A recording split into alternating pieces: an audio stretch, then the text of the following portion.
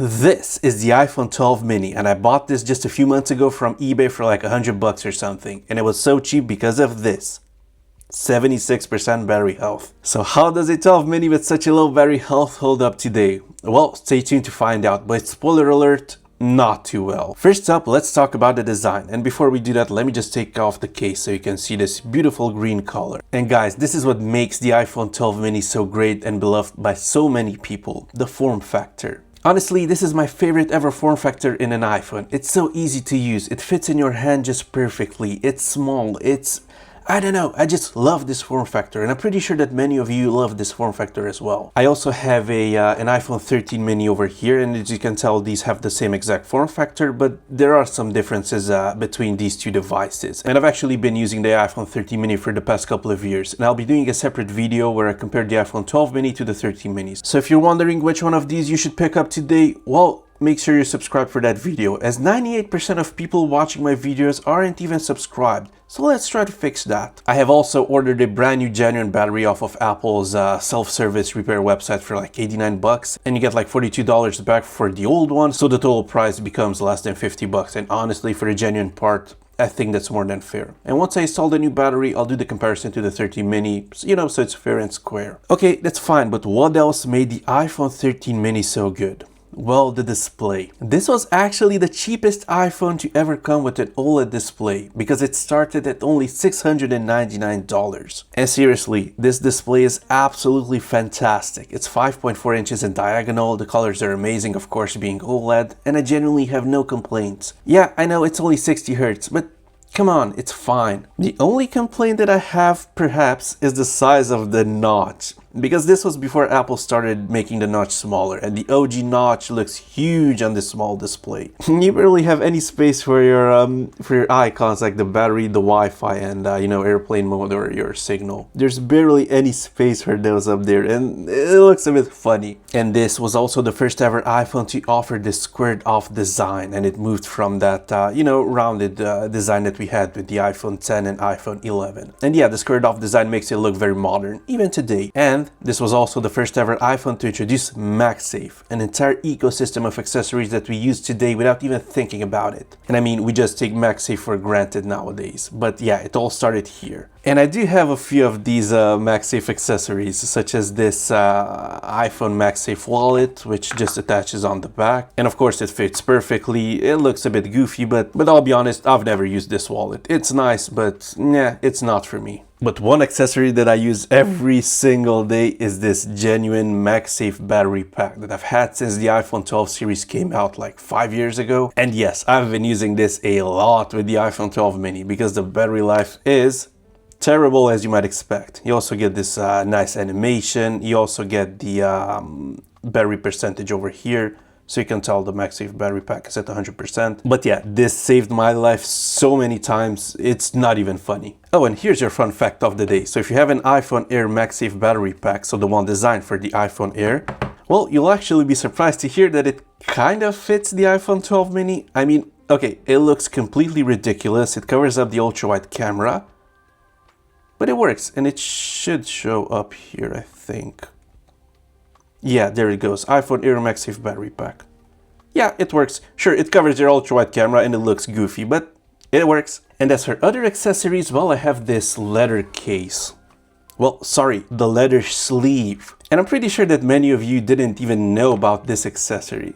I mean, this was a crazy accessory sold by Apple, and it used to cost like $130 brand new, which is insane. So what is it? Well, let's quickly open it up and see what it is. The unboxing experience is very nice. On this case, it's very premium. It's made out of red leather. And while I absolutely love the way this feels with the nice high quality leather, I honestly do not understand the design of it. You also get this very nice presentation. Just take a look at it. It's like as if you bought a new iPhone or something, and this is where the cable is. But no, this is actually a high quality leather strap which attaches to the case, as you can see right here. But look, maybe I'm missing something over here, but the design of this case makes absolutely no sense to me. So the way you use this is you insert your phone in this case, which is a very snug fit.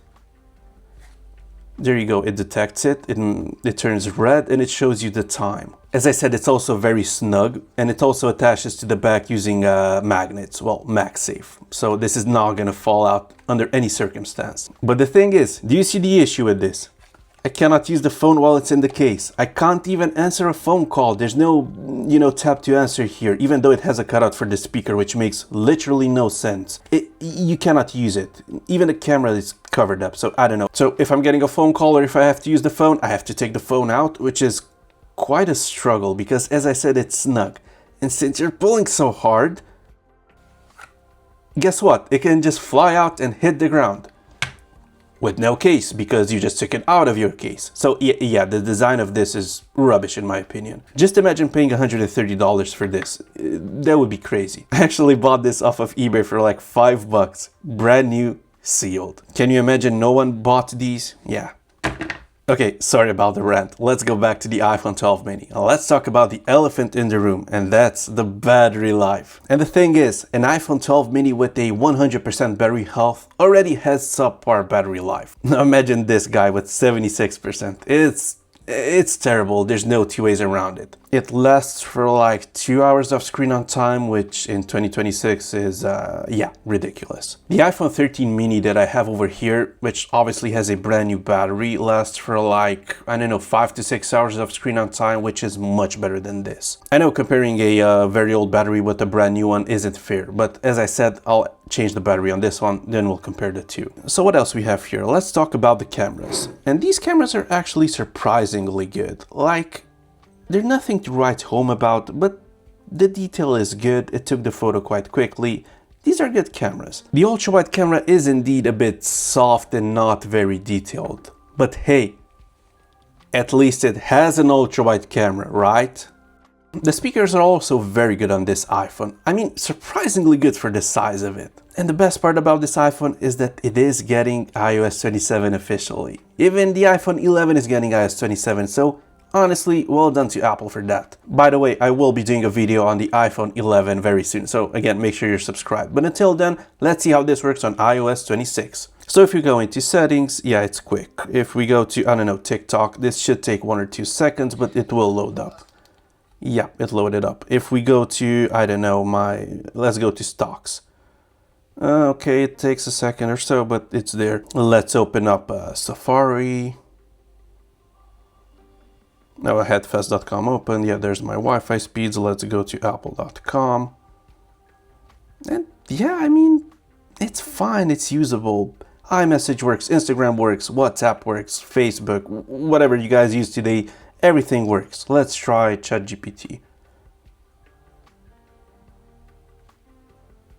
Yeah, as you saw, it took like 2 to 3 seconds, but it's fine. It's fine. It's really usable today. And wow, it's already heating up just by opening 5 apps. Yeah, that's the iPhone 12 mini for you. But trust me, performance is good enough for most people. And yeah, you can definitely tell that this device is usable. Although, as I said, it's a bit slow at times. But the answer to the question, is it usable in 2026, is yes, of course it is. Asterisk, as long as you want an iPhone with a small 5.4-inch display. Because many of you may deem this iPhone unusable just because it has a display that's just too small. And, I respect that. So, should you pick up an iPhone 12 mini today? Again, if you're a fan of mini iPhones, definitely go ahead and pick it up. You can check current Amazon pricing by clicking the link in the pinned comment. But I've seen these floating around for like $160, $170, which is fine considering that they're refurbished and they come with new batteries. I would, however, probably save a little bit and go for the iPhone 13 mini, but I don't want to spoil the upcoming comparison video. But regardless of that, I absolutely love this iPhone 12 mini and it's one of my favorite iPhones ever made. Again, simply because of the form factor. I just wish that Apple would bring it back, but I know they're not gonna do that. Either way, if you've enjoyed this video, make sure to drop a like down below and subscribe if you haven't already. This was Dave on Tech signing out, and I'll see you in the next one.